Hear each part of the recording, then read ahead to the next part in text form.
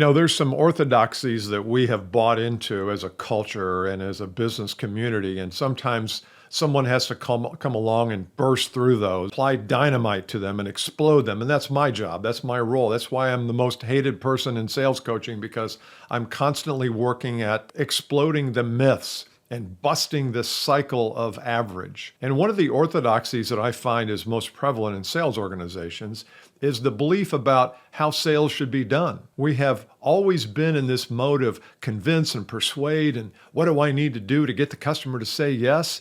And that's old. That's the old orthodoxy. That's when there were more vendors than there were customers, and the vendors were always out there trying to get somebody to do business with them. That's not the way it is anymore. To the extent you can be super clear about the value you bring your prospect and your customer, you're clear about that. You understand the nature of their problem. You understand the nature of where they're trying to get. You are excellent at explaining the value that you bring and the roadmap on which the customer will drive and move on to get that value. If you're good at those 4 or 5 things, if you have those things down, you live in an abundant market, because nobody's doing that. Very few sales organizations understand these things.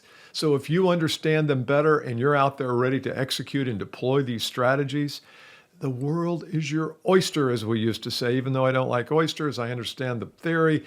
The world is yours. The world is abundant. I want you to work on those things. This whole idea of how to explain your value, the idea of understanding their circumstance, understanding where they're trying to get from, where they're trying to get to.